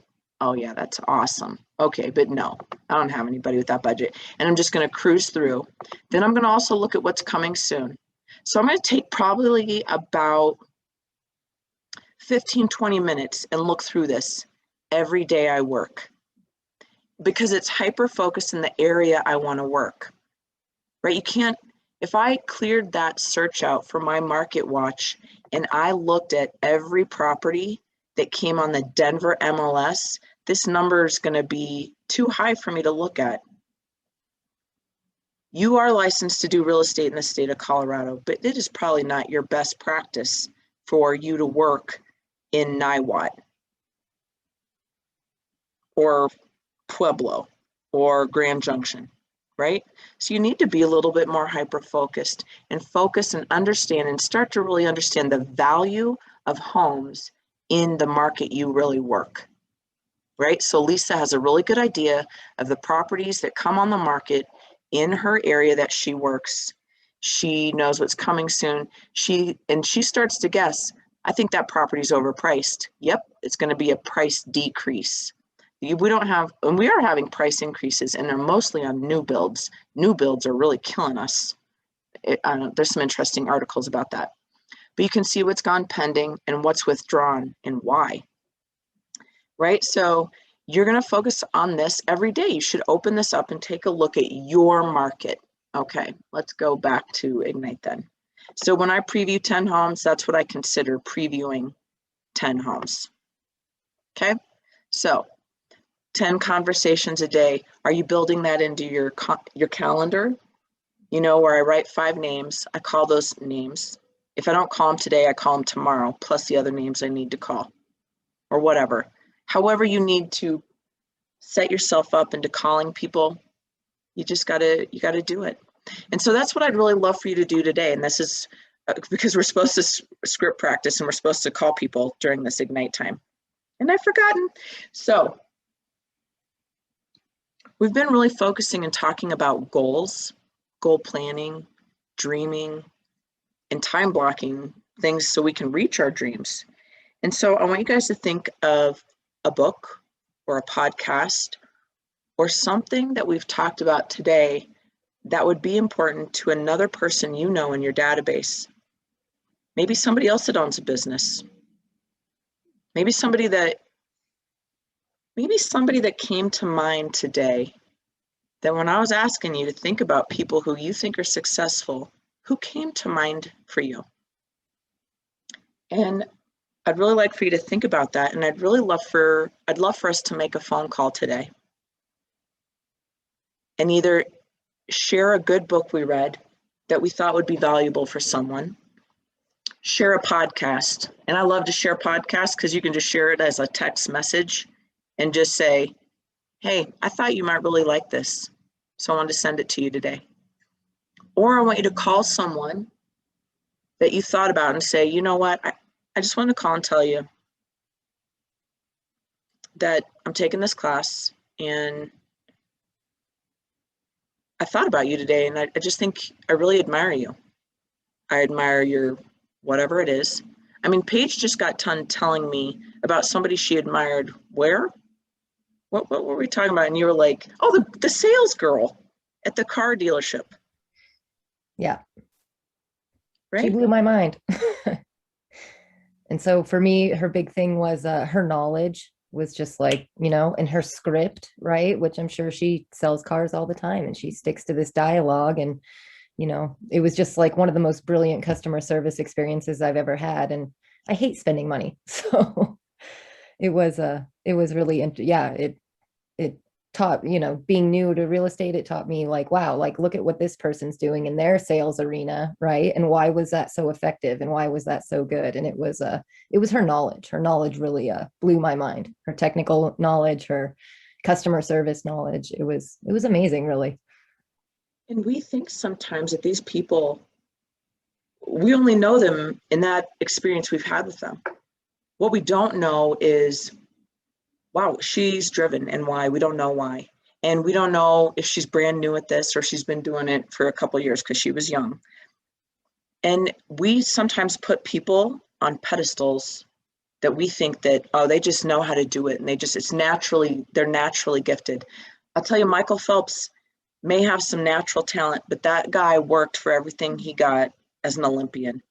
And the people that you see that are successful around you, they have worked for it, and only they know their story. And so what if we called that person that we thought, you know, you've been an inspiration to me, you motivate me. And what if we just tell them, I just want to tell you, I think you're awesome. Right? What kind of little gift is that? Just some kind of nice pleasantry to share with someone. So I'd like for you to think about the person that you want to call, and we're all going to make calls, even me. I want us to call someone. If you're not going to call them, fine. Text them and just say, hey, I thought about you. And so you can either share a book, share a podcast, or just share a compliment. So let's take a couple minutes. If you end up calling somebody and you end up talking to them for a while, good, I don't care. You've made a contact for the day and my work is done here, right? And we've done something. So let's do that right now.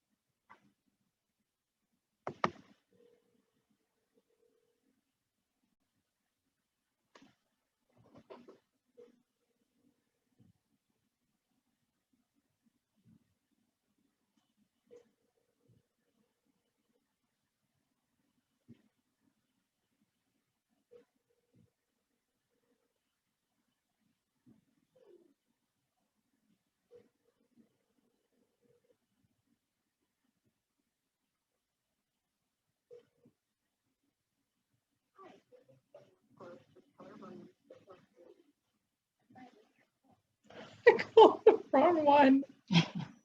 That is hilarious. Oh gosh. Oh, hey, Salvador. If you just jumped on, we're calling people. Oh, good, cool. All right.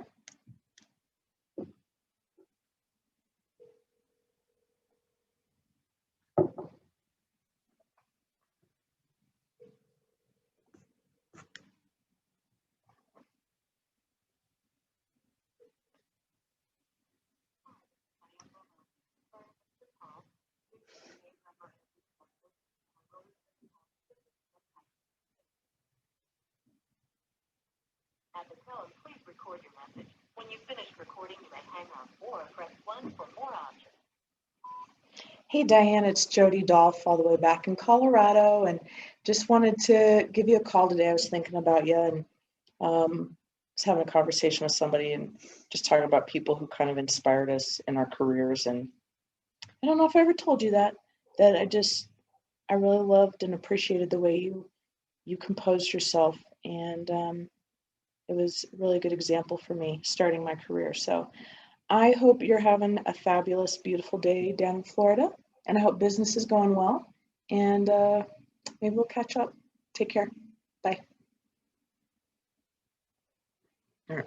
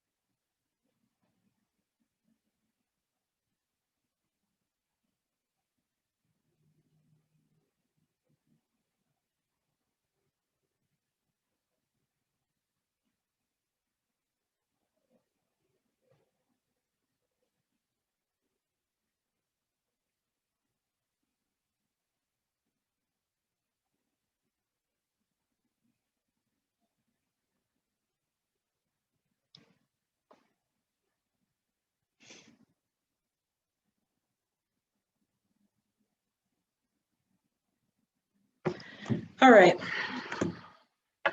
Anybody get a hold of anyone?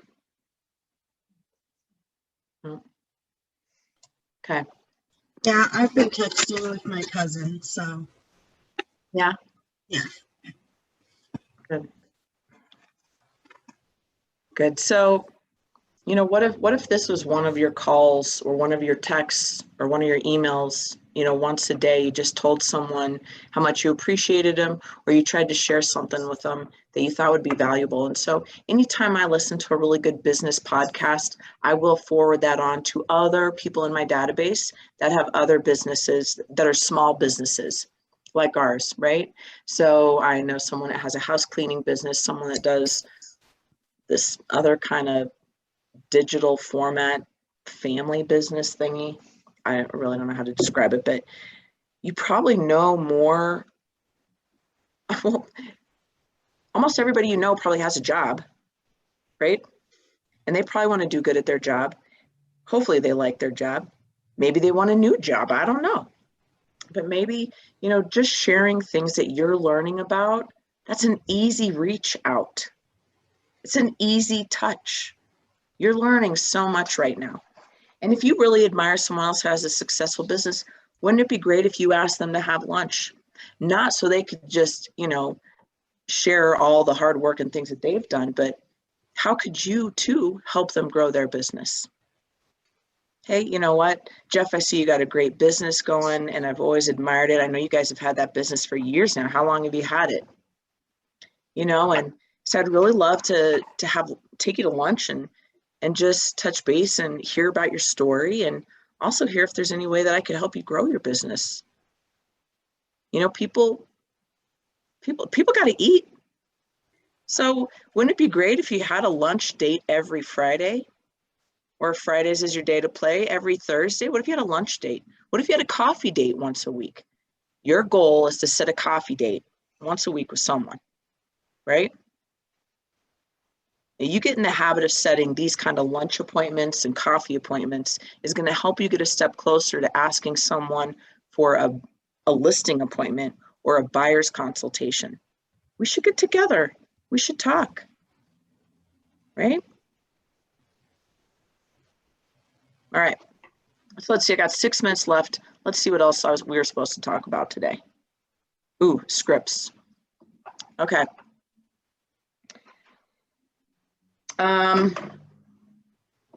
Let's go through, and I've shared several scripts, but let's go through. This will be our last 6 minutes, and I want you to share a script that you're thinking about using, or you heard from somebody else, or you read about that you thought was good. And so you're going to give like the short version because we only have 6 minutes. All right. So my script, I'll start. So I'll give you a little heads up though. My script is, I'm going to call my database and say, hey, just wanted to let you know that LSEL is happening again this year. It's a huge street fair in Conifer. We used to have it every year, but due to COVID last summer, it got canceled. So we're super excited. 2 days, concert, live music, vendors, and beer gardens. So I just wanted to share that with you and see if you're available July 24th, 25th. It's happening here in Conifer. I'd love to email you the link for the site so you could get more information about it. I'd love to see you there. I'll buy you a beer. That's my script. I'm going to call people and email people. All right, who's next?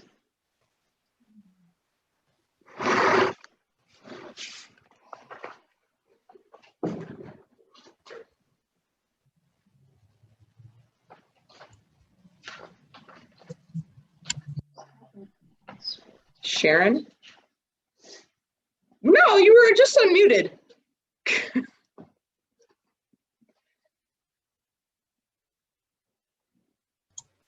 I'll share that I am studying the Ford method and trying to make that come more naturally.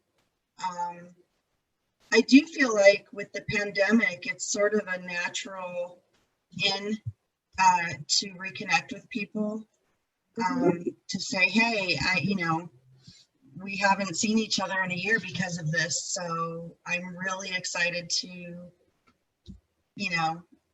see your face in person again, or, just talk to you you know, go out for a drink or whatever.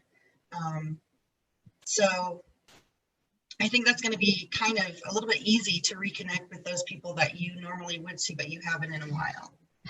Good. So I'm working on that. Great. I haven't seen you for a year. Let's go have lunch. Let's go. Right. Great. Good. What else?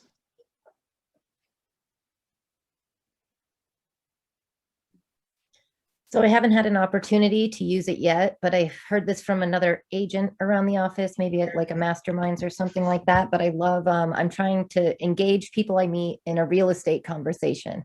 And my favorite way to do that so far is because everybody hears something about the market, right? And it's like, isn't the market crazy right now? And you're not, you know, you're not like being salesy, but you're just having a conversation about it and just feeding off of people's response, right? And everybody has some sort of comment to say on the market. And then that gives you an opportunity to provide education and value, where my mom is currently selling her home in California, and they're in escrow right now. But I mean, the conversations I've been having with her, where she really thought she was going to get like 80K over asking, like it was a few months ago. And I've learned, you know, just through her and her being in this world of selling her house, that you know, that's not really the case. They're still getting over asking, but it's not that crazy like we saw 6 months ago. And so I love sharing that knowledge with my mom to be like, you know, and now she's purchasing another, like a condo in another area. And so having conversations about that. So I've been trying to lead up to that, because everybody has something to say about the market. And if I can provide some sort of value or insight, that's going to make me look valuable. And so I already like where that goes. So I really like to bring that up with people, just like, I know the market's crazy right now, right? And maybe providing some help in that arena. To piggyback off of you, Paige, I was at a 4th of July cookout over the weekend, and I was with a whole bunch of my neighbors that I really hadn't caught up with in a while because of COVID and just other things going on. And the topic of a home across the road came up, and and I didn't even bring it up. It was, hey, did you hear what that house went for on Sunlight? And that kind of triggered a whole conversation about, I knew the information on the home. So I kind of jumped in and said, yeah, it was a cash buyer. They almost got asking, but the price was pretty high. And then that also then triggered, has anyone thought about selling? And even my husband and I, that idea had come across our minds. Maybe this is the time to sell. And a couple other neighbors were like, yeah, we're kind of thinking about it. And then the whole thing, well, if you're looking for like a CMA, I can help you out, you know, give you a price point on your home for what things are going for. But, you know, that home across the road is a great comp for all of us. And yeah, that kind of segued right into just general conversation about the market and what's going on. So, and everyone's intrigued. Everyone wants to know what the value of their home is now. You know, well, they got 912 for their home. I wonder what we can get for ours. And I'm like, hey, I'm right here. I can help you out. If you need it, let me know. You know, and we're all close neighbors. So, and a couple of them are interested. So we'll see what happens with that. That's awesome. I just love how it's like not a sales pitch. It's just a natural conversation about what's actually happening. And it's just such an easy transition. So good job, Jackie. Right on. Well, my neighbors never realized I had gotten my real estate license. So it was a good way to put that out there. I don't like to just in their face, hey, look, I got my license. Here's my car. You know, that's just not how I kind of play. But it just naturally came into the conversation. So similar to your script.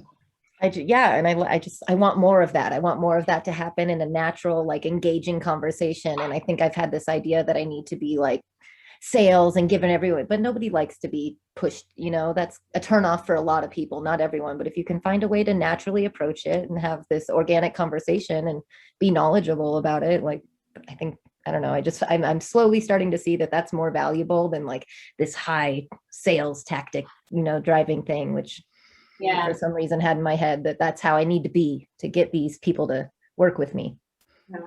And so, you know, it's something to think about. And like how, you know, it's just like if you were going to go to a party, how would you start talking to people that you don't know? And it's really about, you know, just being kind of yourself and being just normal. And, you know, you ask people about themselves. And so the most simple thing that came out of COVID is we do care calls. And can you call people and just ask them, hey, I haven't talked to you in a while and I just wondered how you're doing. And so naturally, if people, you know, a lot of times people always ask you back, well, how have you guys been? How's your, you know, what's changed in your world? And you tell them, well, you know, it's part of the reason I'm calling you today. I'm working, I got a new job. I'm working for Keller Williams. I have my own business now, blah, blah, blah. And so you need to think about how do you work this in? So for time's sake, because we're past time, it's 11:02 and I want y'all to grab lunch and do whatever. I would really like to assign you homework though. And that's to start writing 10 questions every day. 10 questions every day in any kind of scenario, right? Because sometimes our focus is too much on us and our focus needs to be on our people, our clients, the people in our database, and just getting to know them and asking them good questions, right? And eventually you'll have questions that always come full circle and always come back to asking about real estate. I don't even think about it anymore. I naturally, when I talk to people, I say, hey, how you doing? What's going on? What's going on in your world? You know, how's life's been, blah, blah. And it just always comes to real estate for me. And if it doesn't, then I let it go. I don't ever push it. But you got to start asking people good questions because that's how we engage them in conversation. It's not about talking about ourselves, right? So we're not calling people. I mean, you can call people and say, hey, just wanted to tell you I got licensed. I'd love to work with you. Because you can certainly do that straight up. But you know, you want to talk to people, take care of your database, take care of your inventory, which are your people, and you'll be good. So you guys, thanks so much for your time today. I really appreciate it. I really appreciate you showing up. Would really encourage you to write 10 questions every day that you work and reach out to your database. So if you guys need anything, you know how to get a hold of me, and you can get a hold of me through Stacy. But I hope you guys have a great day, and I'll see you next time. I'm not sure when I'm teaching again, but I'll see you later. Thank you. Bye, guys. Bye. Thanks. Is there a second?